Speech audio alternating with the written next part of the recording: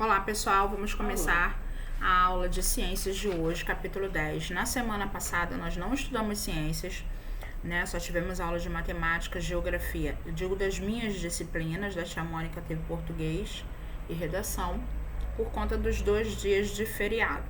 Então a gente não teve aula de ciências. Hoje nessa videoaula nós vamos ver o capítulo 10, todo de ciências. Vocês vão fazer as tarefas do capítulo 10 e na próxima videoaula de ciências, que é da semana que vem, eu venho fazendo a correção dessas tarefas. Tia Nathalie, atividades finais, como sempre, tá bom? Então a gente começa lá na página 356 e o tema do nosso capítulo é como os astros se movimentam. O que é o movimento de rotação da Terra e quais são os efeitos desse movimento? Bom, não é novo esse assunto. Vocês já estudaram os movimentos da Terra, que são 2, rotação e translação, né? Cada um tem uma duração diferenciada e cada um produz um efeito diferenciado. Mas antes da gente chegar nesse movimento, o de rotação, que é basicamente o movimento que vai ser falado no capítulo 10, nós vamos ver um pouquinho nas páginas 358 e 359 os diferentes modelos da Terra e do céu que eram representações, né, imaginárias de alguns povos, tá bom? Número 1, a gente tem o seguinte: na cultura hindu diziam-se que a Terra era sustentada por pilares, né, e que poderiam se ruir se não fossem oferecidos sacrifícios para os deuses. Já no modelo 2, a gente tem um modelo da Terra feito pela Grécia Antiga, onde Tales de Mileto foi o primeiro a propor um modelo que não era baseado neste anterior dos deuses. Para ele, a Terra era um disco plano sobre as águas do oceano e era coberto por uma cúpula hemisférica, tá? Uma cúpula é um tipo de teto em forma de semisfera, não é uma esfera completa, e esférica é um formato da metade de uma esfera. Já no modelo 3, a gente tem uma representação artística da Terra imaginada por Anaximandro, que foi um discípulo de Tales de Mileto, que dizia que a Terra flutuava no ar, sem nenhum suporte, né, dentro de um céu esférico.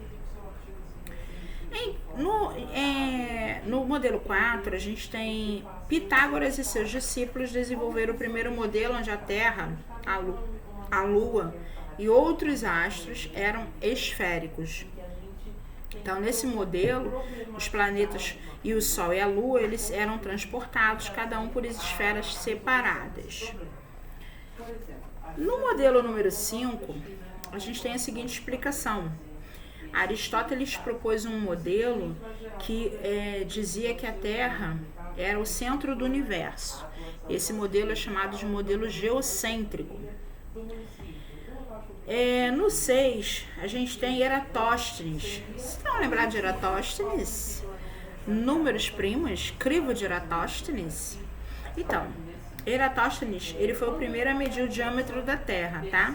Ele fez isso ao perceber que na cidade de Siena, lá no Egito, no primeiro dia de verão, ao meio-dia, a luz solar ela incidia perpendicularmente, ela atingia, ela refletia perpendicularmente à Terra, não formando a sombra do bastão que estava perpendicular no chão.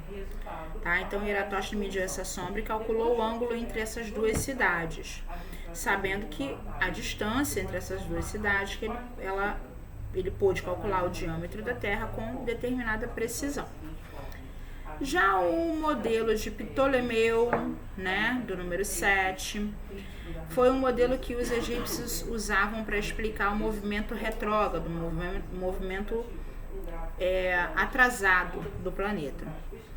E 8, a gente chega a um sistema heliocêntrico, que é basicamente o sistema que nós, né, utilizamos até hoje, onde o céu está no centro de todo o universo e os planetas à sua volta. Então, pela explicação e pelos desenhos, vocês podem compreender os modelos de cada um desses estudiosos antigos aí, tá bom? E aí a gente vai lá para o modelo de Nicolau Copérnico, na página 360, diz o seguinte: Nicolau Copérnico foi um astrônomo, médico, matemático e religioso polonês que viveu de 1473 a 1543. Ele foi o principal responsável pelo modelo heliocêntrico, tá?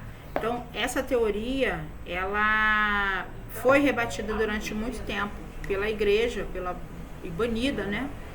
Dizendo que ele estava errado, etc e tal. Só que hoje a gente tem algumas comprovações de que o Sol é o centro do universo, né? Quer dizer, o centro do universo não, é o centro da galáxia que nós vivemos, né? E temos o centro do universo e a Terra está na galáxia que nós vivemos. E aí a gente tem o Sol como centro e à sua volta todos os outros planetas, tá bom?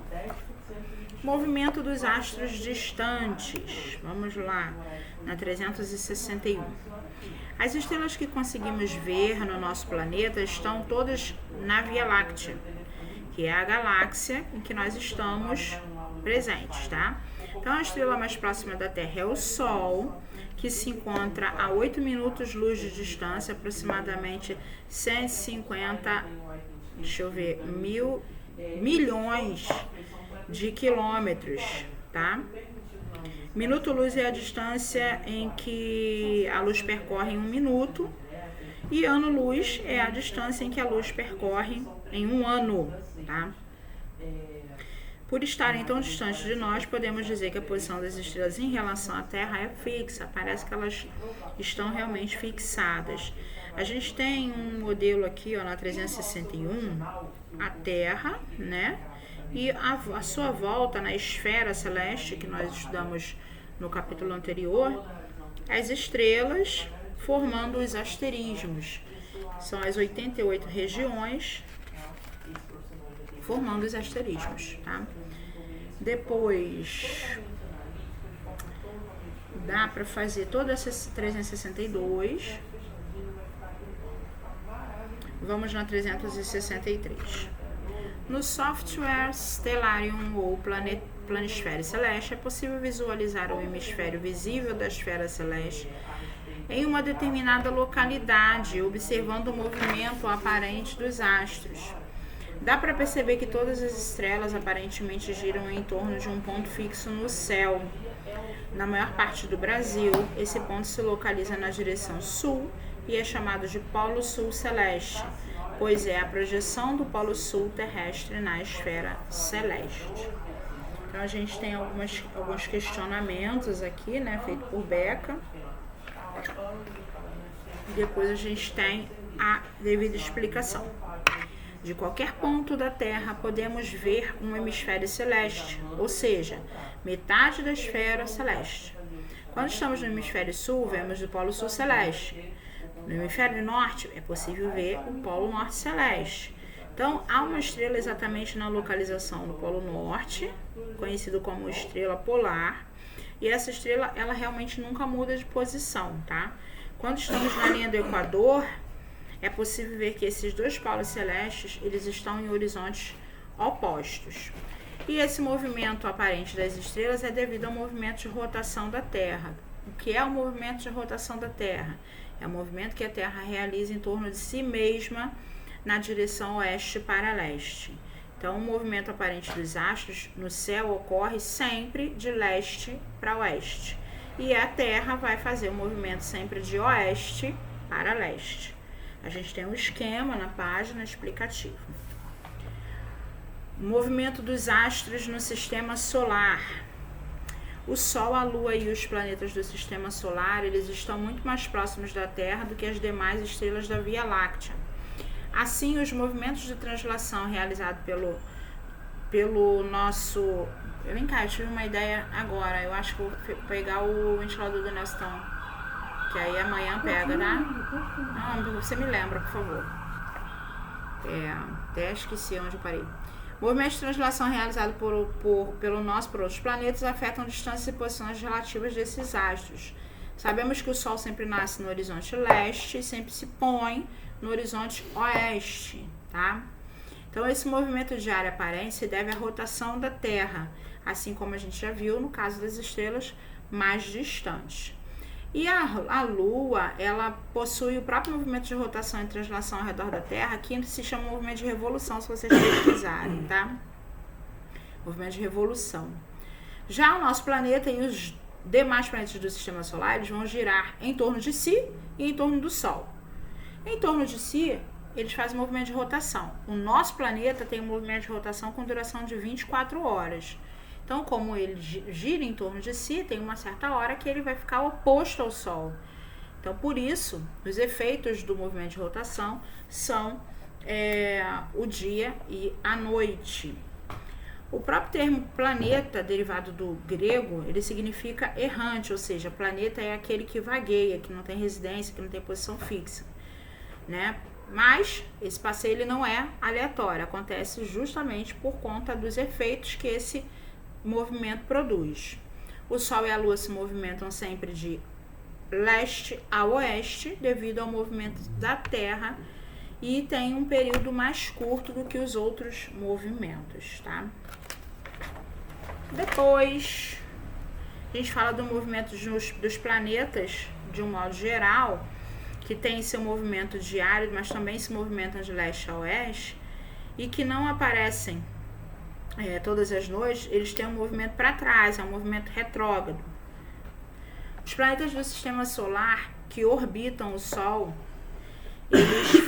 eles fazem com que apareça no céu, nas proximidades elípticas, uma linha imaginária na esfera celeste que corresponde à trajetória do Sol no céu, tá? A elíptica corresponde à linha vermelha da imagem a seguir. Pela imagem a gente consegue identificar pelas gravuras, né, melhor a explicação. Na 367 eu vou pedir para vocês não fazerem, porque a gente não tem massa de modelar em casa. Depois a gente tenta realizar isso aí com calma, tá? E na 368 é a continuação dessa tarefa do faça você mesmo. Então essa vocês podem pular, tá bom? Seria feito na escola, com a massinha, onde cada um ia montar o seu próprio sistema. Então, como nós falamos do movimento de rotação da Terra, que tem duração de 24 horas e produz os efeitos do dia e da noite, a gente vai relembrar, deixa eu ver se vem no próximo capítulo. Não. A gente vai relembrar então agora o movimento de translação. Eu vou colocar junto da videoaula de hoje, que falou só sobre rotação, uma explicação sobre o movimento de translação, que já tem uma outra duração e um outro efeito. Mas, como não é um assunto novo, né, obviamente, a gente sabe que o movimento de translação ele tem uma duração de 1 ano da Terra e que ele tem como efeito as estações do ano, tá bom? Então, este vídeo anexo vai estar junto da videoaula de hoje. Depois, galera, vocês vão responder a página 370, que dá para responder,